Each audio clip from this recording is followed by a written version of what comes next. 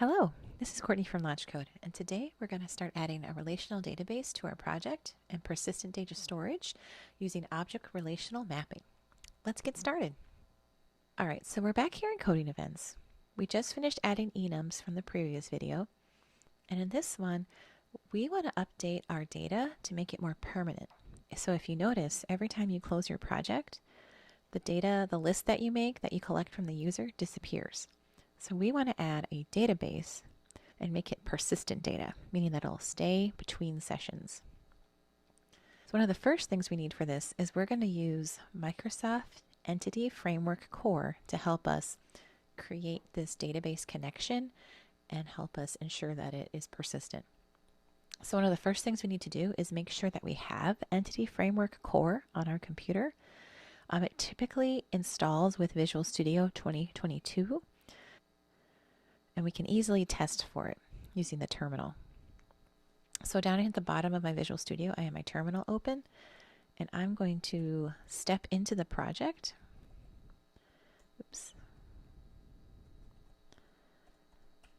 All right, I know I'm in the project when I can see my controllers, my data, my models, all my directories. And then to see if I have EntityFramework Core, I'm going to type .NET EF. And I'm going to scroll up a little bit. There is the EntityFramework Core logo. I can see that I'm using version 7. As far as I know, Visual Studio 2022 installs with 6. So if you're working with 6 or 7 for this video, all these instructions should work for you. If you do have trouble with EntityFramework or you do need to install it, you can refer to the textbook for instructions on how to do that. Okay, so now that we know we have EntityFramework, it's time to set up our database. So we're going to be using MySQL Workbench.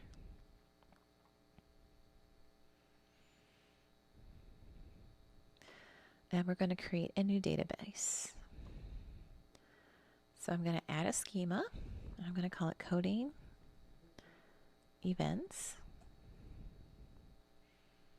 Apply.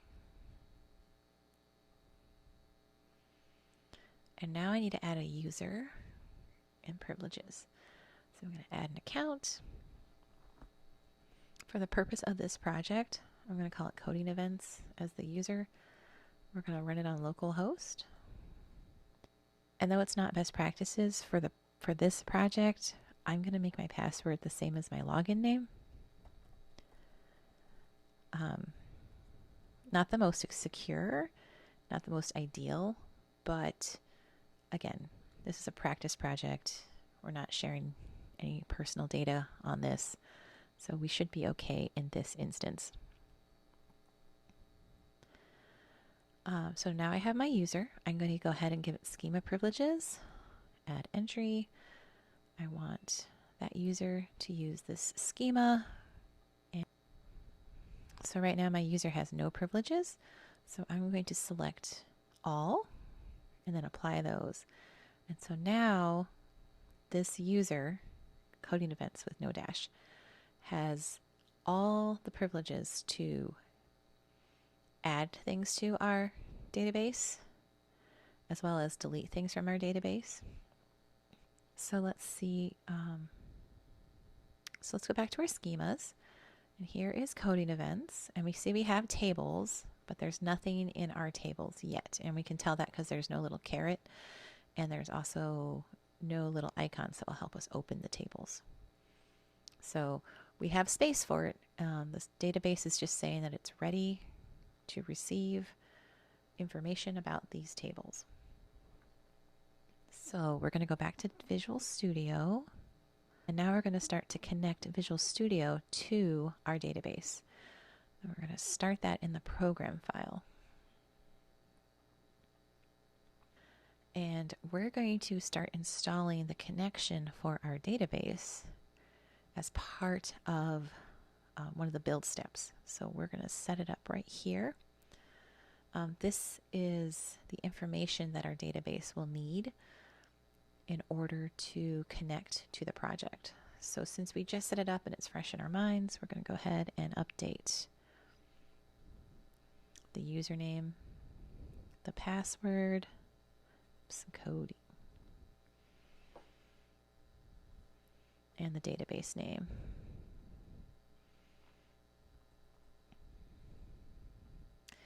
Notice we do have a dash in the database name. So this connection string will be sent over, and it will tell MySQL Workbench that the Coding Events user has access to the Coding Events database, and here is the password. So please let us in. We also need to update the version number for our MySQL Workbench, and I'm going to look for the About MySQL Workbench option and get that number right there. So this first one is 8029 of MySQL Workbench. I'm going to save. I see that this is still red. I'm going to leave it there for now because the second half of this connection string should resolve that. And we're not going to be building it between these two steps, so I think it'll be okay. We are going to add some NuGet packages, which also might help. So we're looking for 3, and I'm just going to peel these names right out of the textbook so I don't spell them incorrectly. The first one is Pomelo EntityFramework MySQL.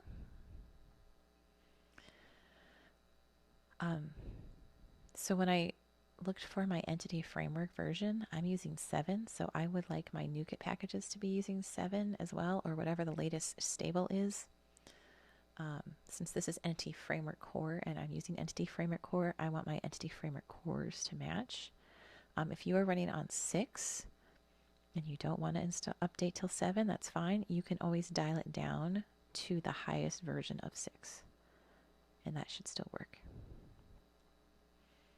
Add the package. I'm going to accept that. I got some more, so I'm going to go back to my NuGet package manager. Paste the next one in. Microsoft Entity Framework Core Relational. Add the package. Yes. Accept. And the last one, Microsoft Entity Framework Core Design. Add package. Okay. Oh, accept. Now if we were to look at our file tree, we could actually see we now have NuGet packages right there.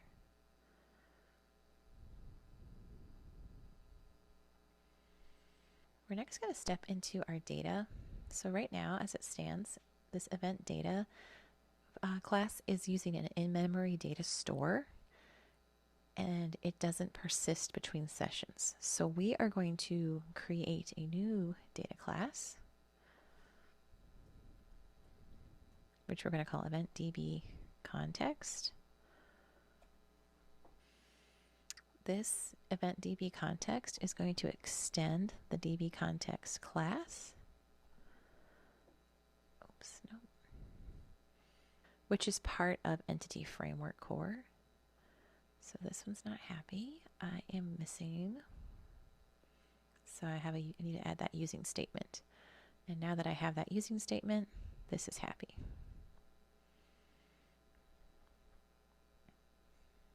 So DbContext is typically paired with DbSet, which represents the collection of entities that we want to query through.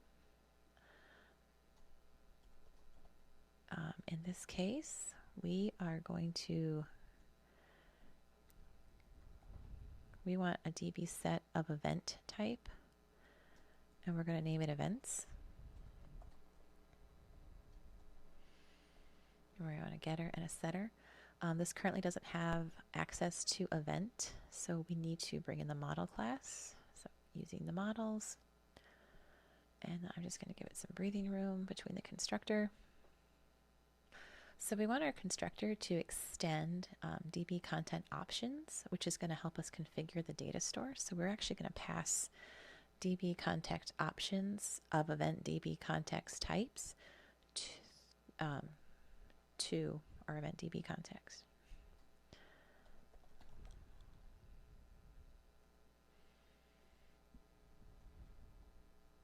EventDbContext. We're going to name it options, and then we're going to inherit from DB context options.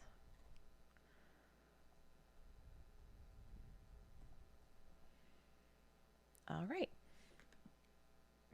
Now that we have our DB context set up, we are going to go back to program and we're going to finalize this connection. So this is a service that we add, and basically what it's going to do is it's going to connect to our SQL server using our connection string and our server version and update the database every time we pass information to and from. So it's going to add to our context. And this will run every time we start the application. So this first command starts our application, and then it compiles and goes through all of these steps. And this is right here in the middle, so this is going to run every single time we start our project. Before we run it, though, we do need to update our event model.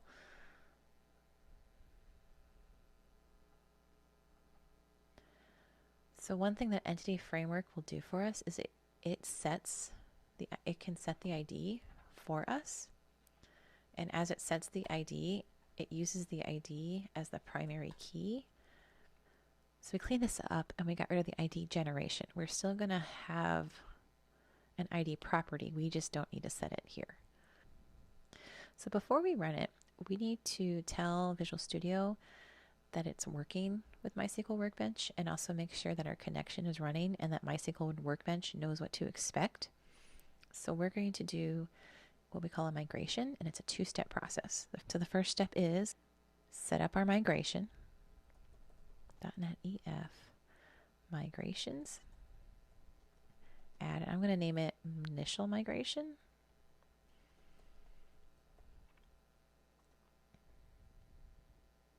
Build started. Build succeeded. Excellent. Okay. So inside our solution, we now have a new folder called migrations. And this is what it looks like on the inside. So basically, it is taking a little snapshot of the table that we want to set, and it's telling, it's going to send this over to MySQL Workbench and say that I have a table called events. In that table, I have a ID, name, description, contact, and type column. ID is my primary key. If we were to change this table at any time, like maybe we got rid of contact email, we would want to do another migration, take a snapshot of the new table, and then we'll send it over. So we have this. This is what we're going to tell MySQL to look for. MySQL Workbench doesn't have this yet. We actually have to send it over. Okay, so if we were to hop back over to MySQL Workbench and refresh, we still don't have our tables yet. We actually haven't told MySQL Workbench that we've made this for it yet. So we need to send that all the way over. We need to update those databases. So we're going to use the command .NET EF Database update. Build start, build succeeded. Oh, we got a lot of changes here. So this is good. You want to see all of this. So we can kind of skim through this real fast and see that we created a table called my EF migration history. And let's see if we can find the events table. And then down here, we can see that we're creating the events table. We have these columns. It's already set to auto increment. We didn't have to tell it to do that. It's looking for a name, a description, a contact email, and a type. And its primary key is ID. So then if we come back to MySQL Workbench and update this, we now have a little caret next to our table, and we can see we have our events table ready to go. We also have a table for our migration history, and that's just kind of captures all the times we migrated over. Okay, I'm going to close that, leave events there. Okay. So what happens if we run our project? I'm going to make this guy small. Okay, let me clear this. Okay, let's run the project. Open source day. It's a hackathon where you work on open source code. I don't have an email for it, but test.com. And we're going to call it a social because you kind of work with a group. So I can see it there. Now let's see if it's in our database yet. Let's refresh. Open up that events table. And it's not there. Anyone have a guess as to why it might not be there? If you guess that we haven't told the controllers what to do with any of this, then you are correct. So right now, if we look at this, the controllers are still using this event data object. If you remember, event data has nothing to do with the database, so MySQL has no idea that it's there. So we need to update this and use EventDbContext instead of this event data. So in order for the controller to access the DB context, we actually need to make an instance of the DB context.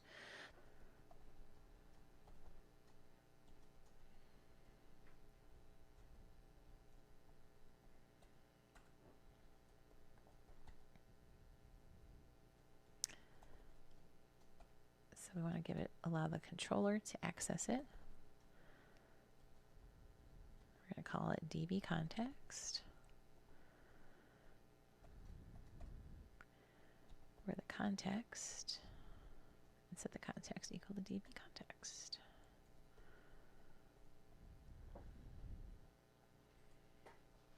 Okay.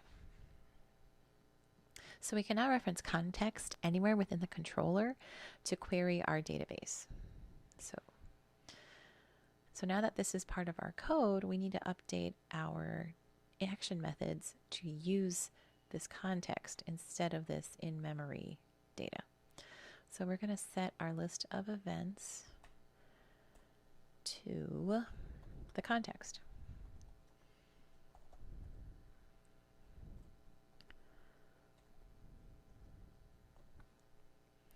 And let's see what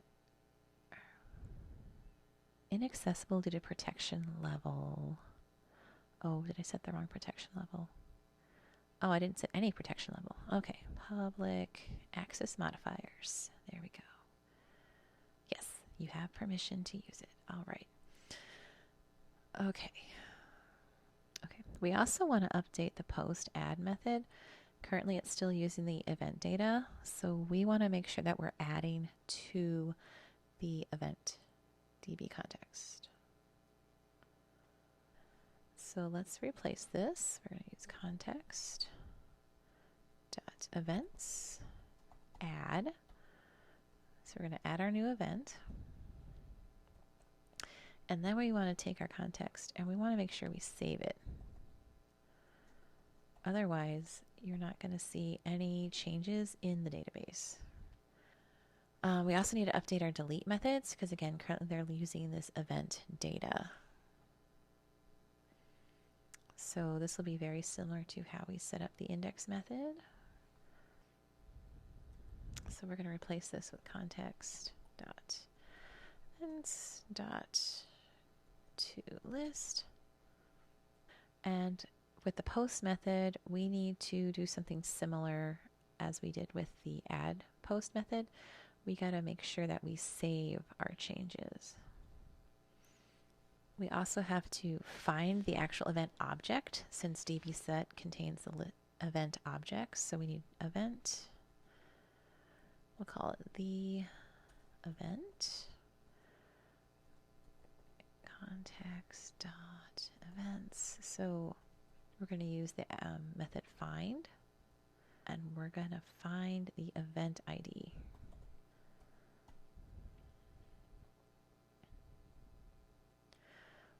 Once we find that, we're going to remove it from our event context. So we're going to use that ID to find the event. Once we query the context and find the event, we'll remove it. We got to make sure we save these changes. So now everything is using this EventDbContext. We can delete this event data class. Yes. And then since we did change the controller, let's go ahead and do a migration and database update before we move on. I'm going to name this DbContext migration.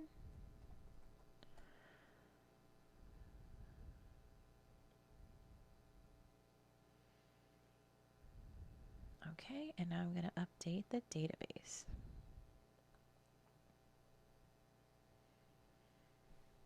Okay. So let's test it.